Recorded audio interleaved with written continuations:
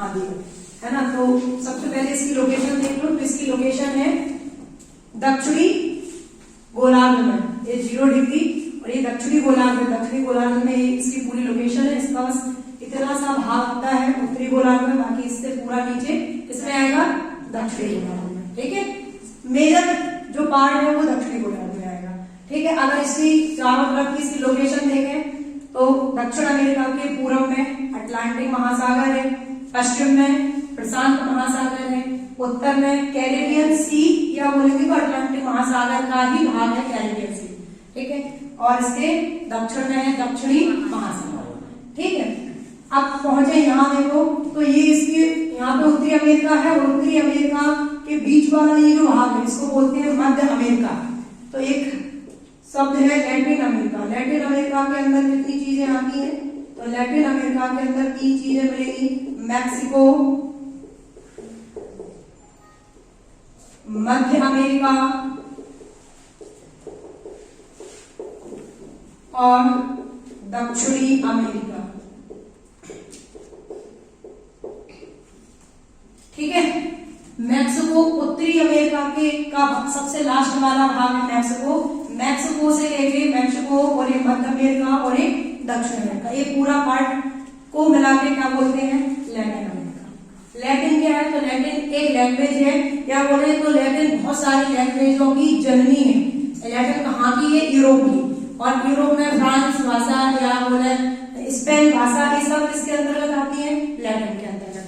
तो अब यहाँ पे लैटिन शब्द क्यों आया, यूरोप से, यूरोप के लोग आके इस पूरे एरिया में पूरे में फैल गए, यहाँ पे बसे हुए हैं, तो इस पूरे एरिया को क्या बोल दिया, लैटिन अमेरिका। ठीक है, इतना क्लियर हुआ। अब देखो आगे इसकी बात करें दक्षिण अमेरिका की, तो इसके अंदर टोटल 13 देश आते हैं। कितने देश हैं, 13 देश। 13 देश में सबसे बड़ा क्षेत्रफल की दृष्टि से और जनसंख्या की दृष्टि से कौन सा है, ब्राजील। और विश्व में ये 5वां सबसे बड़ा है, विश्व में 5वां सबसे बड़ा। ठीक है, विश्व में 5वां सबसे बड़ा और दक्षिण अमेरिका का सबसे बड़ा देश ब्राजील है। ठीक, ब्राजील की सीमा 2 देशों को छोड़कर बाकी सभी देशों से लगती है। 2 देश कौन से हैं, चिली और इक्वाडोर। बाकी ब्राजील की सीमा सभी देशों से लगती है, यहाँ से लेके यहाँ तक, चिली और इक्वाडोर को छोड़कर। ठीक है, अब इन देशों की बात करना है तो ये है फ्रेंच गुयाना, सबसे छोटा जो भाग दिख रहा है वाला फ्रेंच गुयाना। फ्रेंच गुयाना की राजधानी केयर। ठीक है, सूरीनाम, सूरीनाम की राजधानी पैरामेरिको। गुयाना, गुयाना की राजधानी जॉर्जटाउन। वेनेजुएला की राजधानी कराकस। कोलंबिया की बोगोटा। इक्वाडोर की क्वेटो। बोलते जाओ साथ में याद भी हो जाएंगे। पेरू की राजधानी लीमा। बोलीविया की लापाज। पराग्वे की असूंसियोन। उरुग्वे की मोंटेवीडियो। चिली की सांटियागो। अर्जेंटीना की ब्यूनस आयर्स। तो इसकी सारी राजधानी है। यहाँ पे उत्तरी अमेरिका से दक्षिणी अमेरिका ये सबसे लास्ट वाला देश है पनामा। तो ये पनामा इस्थमस के द्वारा बात करें तो पनामा इस्थमस के द्वारा ये किससे जुड़ा हुआ है, अब उत्तरी अमेरिका दक्षिण अमेरिका से जुड़ा हुआ है। तो जो भी इस्थमस मींस स्थल संधि, पनामा स्थल संधि। ठीक है, स्थल संधि क्या करती है, 2 स्थल भावों को जोड़ती है और 2 जलीय भावों को अलग अलग करती है। जल संधि 2 जलीय भावों को जोड़ेगी, 2 स्थल भावों को अलग अलग करेगी। तो पनामा इस्थमस जो है वो उत्तरी अमेरिका को दक्षिण अमेरिका से जोड़ने का काम करता है। अब पानी वाले कौन से एरिया को अलग करता है, तो अटलांटिक महासागर को प्रशांत महासागर से अलग करता है। ठीक है, अब यहाँ नीचे चले, इसको थोड़ा नीचे की साइड, यहाँ देखो ये सबसे लास्ट वाला जो भाग दिख रहा इतना, ए वाला भाग, ए द्वीप है। इस द्वीप का नाम है टेरा डेल फ्यूगो द्वीप। ठीक है, टेरा डेल फ्यूगो जो द्वीप है, इधर वाटर वाला एरिया आ जाता है, ये पूरा पानी है। और यहाँ पे एक जल संधि पाई जाती है, जिस जल संधि का नाम है मैगलन जल संधि। क्या नाम है, मैगलन जल संधि। ठीक है, ये मैगलन जल संधि क्या करती है? जल संधि है तो दो जलीय भागों को जोड़ेगी, तो प्रशांत महासागर को अटलांटिक महासागर से जोड़ने का काम करती है और दो स्तर वाली एरिया को अलग करेगी। तो ये दक्षिण अमेरिका और ये वाला जो टेरा डेल फ्यूगो द्वीप है, इन दोनों को अलग करने का काम है। मतलब ये मुख्य भूमि से अलग है, तो भाग दक्षिण अमेरिका का, लेकिन दक्षिण अमेरिका की मुख्य भूमि से अलग है। इसका जो पूर्वी भाग है, इसके पूर्वी भाग पर अधिकार है अर्जेंटीना का और इसके पश्चिमी भाग पर अधिकार है चिली का। क्लियर हुआ? यहाँ तक मैगलन जल संधि क्या कर रही? प्रशांत महासागर और अटलांटिक महासागर को जोड़ने का काम कर रही और दक्षिण अमेरिका की मुख्य भूमि से अलग किसको कर रही? टेरा डेल फ्यूगो द्वीप को।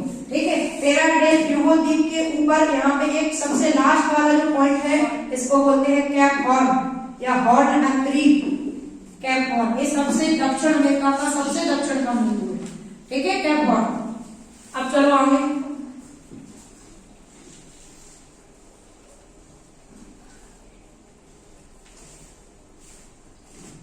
ब्राजील में कल 5-7 चीजें बताएंगे, पहले वो चीजें लिख लो। ब्राजील में मैंने आपको बताया था, ब्राजील कॉफी उत्पादन का विश्व में सबसे बड़ा स्थल क्षेत्र है। ब्राजील क्या है? सबसे ज्यादा कॉफी उत्पादन कहाँ होता है? ब्राजील में। ब्राजील का ये वाला जो एरिया है, ये वाला एरिया, यहाँ पे सबसे ज्यादा कॉफी का उत्पादन होता है और यहाँ इस वाले एरिया को जहाँ कॉफी के बड़े बड़े बागान है, इसको बोलते हैं फजेंडा। क्या बोलते हैं? फजेंडा। ठीक है, और फजेंडा में ही कॉफी का जो उत्पादन होता है, तो कॉफी के उत्पादन में जो लेबर काम करती है, जो मजदूर लगे होते हैं, वो इन्हीं फजेंडा में ही रहते हैं। इन्हीं से जो कॉफी के बागान है, उन बागानों में वो रहने का भी काम करते हैं। ठीक है, यहाँ पे अब यहाँ पे इतनी ज्यादा मात्रा में कॉफी हो रही, तो कॉफी के लिए एक कॉफी व्यापार के लिए यहाँ पे एक क्षेत्र है, इसका नाम है साओ पाउलो। क्या नाम है? Sao Paulo. ठीक है, यह कॉफी का बहुत बड़ा या बोले कॉफी व्यापार के लिए प्रसिद्ध क्षेत्र है। ठीक है, पूरे यहाँ की ब्राजील की कॉफी कहाँ आती है? Sao Paulo. कॉफी व्यापार के लिए प्रसिद्ध क्षेत्र है। अब यहाँ पे कॉफी का पूरा यहाँ स्टोर हो रहा है, यहाँ पे आ रही, तो यहीं पे पास में एक बंदरगाह है जिसका नाम है सैंटोस बंदरगाह। सैंटोस पोर्ट में सैंटोस बंदरगाह। तो यहाँ से यहाँ पे अगर कॉफी जाना है तो यहाँ से पहुंच जाएगी सभी जगह, लेकिन एक्सपोर्ट होना है, बाहर जाना है, तो कॉफी कहाँ आएगी? साओ पाउलो से सैंटोस बंदरगाह। यहाँ से यहाँ तक 55 किलोमीटर का रास्ता है और यहाँ पे जो हाईवे है, इस हाईवे को बोलते हैं coffee highway. Coffee highway.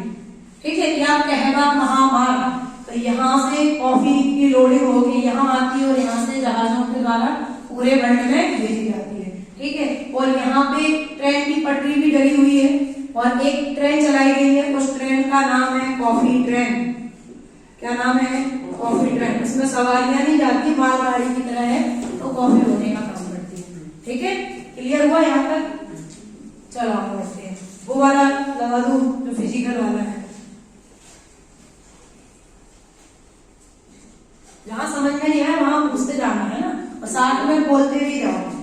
Physical वाला लगा दो कोई, जिसमें एंडीज वर्बल ए वाला लगा दो, या ए लगाओगे वाला।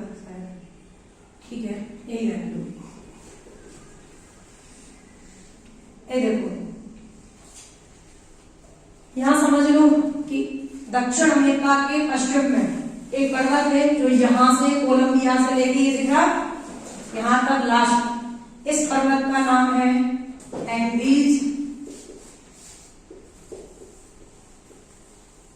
पर्वत श्रेणी। यह एक कार्डिलेरा का उदाहरण है। यह एक क्या है? कार्डिलेरा। अब कार्डिलेरा क्या होता है? कार्डिलेरा ऐसा भाग होता है जहां कुछ भूमि समतल होगी, फिर कुछ उठा हुआ भाग होगा, फिर कुछ और उठा हुआ होगा, कुछ पठार होंगे, कुछ समतल होंगे। इसको बोलते हैं कार्डिलेरा। मीन्स जहां समतल भी हो, पठार भी हो, छोटी पहाड़ियां भी हो, ऊंची ऊंची चोटियां भी हो, उस पूरी एक श्रेणी को क्या बोलते हैं? कार्डिलेरा। इसमें सब आ जाए। तो ये क्या है? एंडीज एक कार्डिलेरा है। कहां से कहां तक है? तो कोलंबिया से लेके और चिली तक है। कहां से कहां तक है? कोलंबिया से चिली तक। बोलते जाओ, किससे याद हो जाए। इसकी लंबाई कितनी है? 7200 किलोमीटर। ठीक है, 7200 किलोमीटर है ये। यह विश्व का सबसे बड़ा, विश्व का सबसे बड़ा या क्या बोलो, लंबा क्या है? पर्वत है।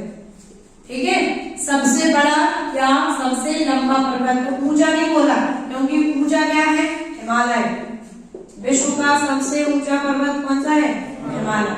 लेकिन अगर पूछे विश्व का सबसे ऊंचा, सबसे बड़ा और सबसे लंबा कौन सा है, तो एंटार्क्टिका। ठीक है, कितनी लंबाई है? 7200। क्लियर हुआ? कहाँ है? दक्षिण अमेरिका के पश्चिम वाले भाग में।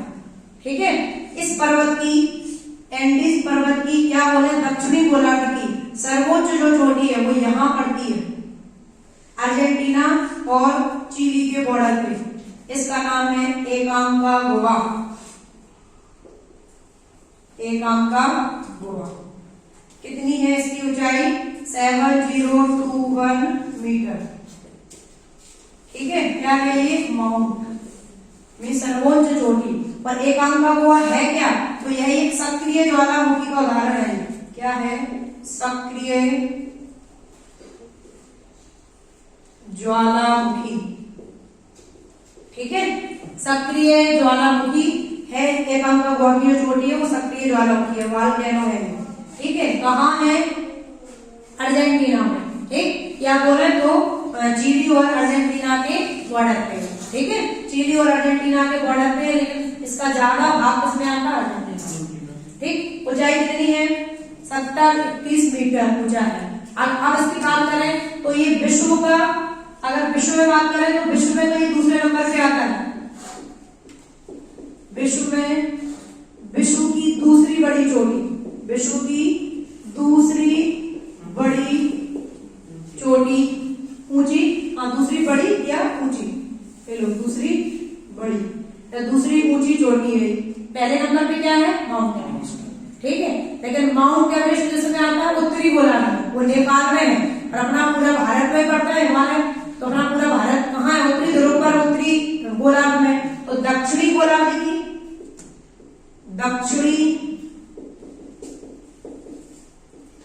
दक्षिणी गोलार्ध की एवं एंडीज पर्वत की, एंडीज पर्वत की सर्वोच्च चोटी है, सर्वोच्च चोटी है। क्या है?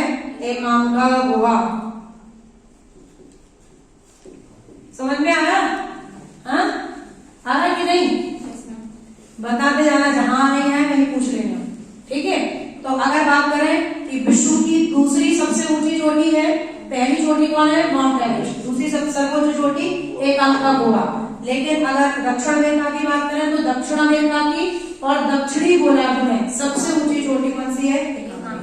ये है क्या? तो एक सक्रिय ज्वालामुखी से निर्मित है। ठीक है, एक और देख लो चीज यहाँ पे, एक इक्वाडोर जो देश है, इस देश में एक ज्वालामुखी है। इस ज्वालामुखी का नाम है कोटोपैक्सी। कोटोपैक्सी क्या है? तो कोटोपैक्सी एक सक्रिय ज्वालामुखी है।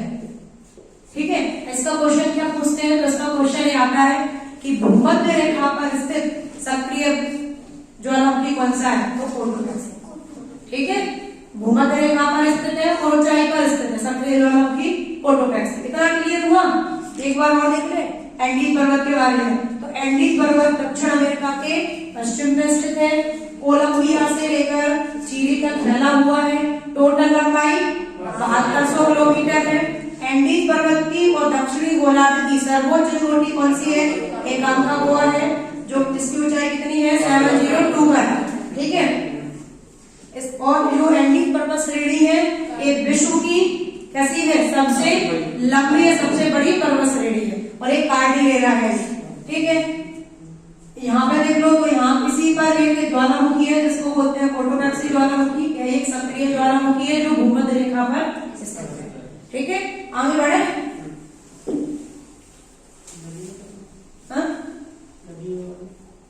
अभी इसमें थोड़ा सा और बताना है, पूछते जाना ना, अभी ना ऐसे एकदम से शांति, बड़ी शांति हो गई है। चलो ठीक है, आगे देखो, आगे देखो, यहाँ पे ये एरिया दिख रहा छोटा सा, देखो ये दिख रहा ब्लू ब्लू सा, मतलब यहाँ क्या है, पानी। तो समझ में आया ना, हल्का सा ब्लू सा जो एरिया दिख रहा है, यहाँ पे पानी है, तो ये पानी है, तो ये यहाँ क्या है, तो यहाँ है टीटीकाका झील। झील का नाम क्या है, टीटीकाका झील। ठीक है, टीटीकाका झील है कहाँ, तो ये पेरू है और ये बोलीविया है। तो पेरू और बोलीविया के बॉर्डर पे है, पेरू प्लस बोलीविया की सीमा पर, बोलीविया की सीमा पर है। ठीक है, टीटीकाका झील क्यों पढ़ रहे हैं, इसके बारे में क्या क्वेश्चन आता है, तो विश्व की सबसे ऊंची नौकागम्य झील कौन सी है, टीटीकाका झील। ये क्वेश्चन कई बार पूछ चुके हैं अलग अलग एग्जाम में। ठीक है, तो विश्व की सबसे ऊंची नौकागम्य झील, ये झील कैसी है, ये नौकागम्य झील है, नौकागम्य झील। नौकागम्य झील समझते हैं, नेविगेशन होता है, यहाँ नाव चलती है ना, लोग वहां जाते हैं, इस झील के माध्यम से घर से घर तक पहुंच जाते हैं, तो नौकागम्य झील। टीटीकाका झील पेरू और बोलीविया की सीमा पर है, विश्व की सबसे ज्यादा ऊंचाई पर स्थित नौकागम्य झील है। क्लियर हुआ यहाँ तक, ये पॉइंट हो गया। और हाँ, एक चीज और पूछ लेते हैं कि टीटीकाका झील किसके पास में है, तो बोलीविया की जो राजधानी है लापाज, यहीं पे है लापाज। बोलीविया की जो राजधानी है लापाज, लापाज शहर इसके पास है, लापाज शहर इसके पास है। ठीक है, लापाज जो बोलीविया की राजधानी है वो इसके ही किनारे पर बसा हुआ है। आगे देखो अगला पॉइंट, ये सब याद हो जाए साथ साथ, पर अभी पूछते हैं सब एक साथ। ये देखो यहाँ पे एंडीज पर्वत के इस एरिया में, ये वाला एरिया दिख रहा, चिली वाला एरिया, तो एंडीज पर्वत के पश्चिम में एवं चिली में यहाँ पे एक मरुस्थल है, इस मरुस्थल का नाम है आटाकामा मरुस्थल, आटाकामा मरुस्थल। ठीक है, ये पूरा आटाकामा डेजर्ट है, इसमें सबसे शुष्क मरुस्थल ऐसा होता है, शुष्क होगा है ना, मरुस्थल में शुष्क भूमि होगी, तो इस आटाकामा मरुस्थल का भी सबसे शुष्क भाग है एक यहाँ, इसका नाम है एरिका, एरिका। ठीक है, एरिका क्या है, सबसे शुष्क भाग किसका है, आटाकामा मरुस्थल। ठीक है, और विश्व का सबसे शुष्क है, आटाकामा मरुस्थल का भी है, प्लस विश्व का सबसे शुष्क भाग है। क्लियर हुई इतनी चीजें। ठीक है, यहाँ तक क्लियर हो गया है ना, पूरा आपका ये एंडीज पर्वत या बोले तो पश्चिमी क्षेत्र, दक्षिण अमेरिका का ये जो पश्चिमी क्षेत्र है वो कंप्लीट हो गया। ठीक है, अब इसका एक बार क्वेश्चन पूछ लेते हैं। ठीक, बताओ एंडीज पर्वत की लंबाई 72 किलोमीटर, सबसे ऊंची चोटी, सक्रिय ज्वालामुखी कोटोपैक्सी, कहाँ स्थित है कोटोपैक्सी, इक्वाडोर है ना, यहाँ पे है इक्वाडोर पे, और बिल्कुल भूमध्य रेखा के ऊपर स्थित है। तो ये क्वेश्चन आता है कि भूमध्य रेखा पर स्थित सक्रिय ज्वालामुखी कौन सा है, कोटोपैक्सी। ठीक है, क्लियर हुआ यहाँ तक। टीटीकाका झील किस किस के बॉर्डर पे है, पेरू और बोलीविया के बॉर्डर पर है। टीटीकाका झील किसके लिए फेमस है, विश्व की ऊंचाई पर स्थित नौकागम्य झील कौन सी है, टीटीकाका। ठीक है, यहाँ पे कौन सा मरुस्थल है, आटाकामा मरुस्थल। ठीक है, और इसका सबसे शुष्क क्षेत्र कौन सा है, एरिका। ठीक है, एरिका सबसे शुष्क क्षेत्र है। इतना क्लियर हुआ। इसके बाद थोड़ा सा और पूछ ले, यहाँ से पूछ ले है ना, कॉफी के बागानों को क्या बोलते हैं, अजेंडा है ना, अजेंडा कहाँ पाए जाते हैं, इस वाले। ठीक है, कॉफी के व्यापार के लिए प्रसिद्ध क्षेत्र साओ पाउलो। ठीक है, विश्व का सबसे बड़ा कॉफी बंदरगाह सैंटोस बंदरगाह। ठीक है, जो कि दक्षिण अमेरिका के बिल्कुल पूर्वी भाग पर स्थित है और अटलांटिक महासागर के किनारे पर। ठीक है, यहाँ से यहाँ तक की सारी चीजें समझ में आ गई। ये अपने पश्चिमी भाग पढ़ लिया, कल पढ़ लेंगे पूर्वी भाग इसका। क्लियर?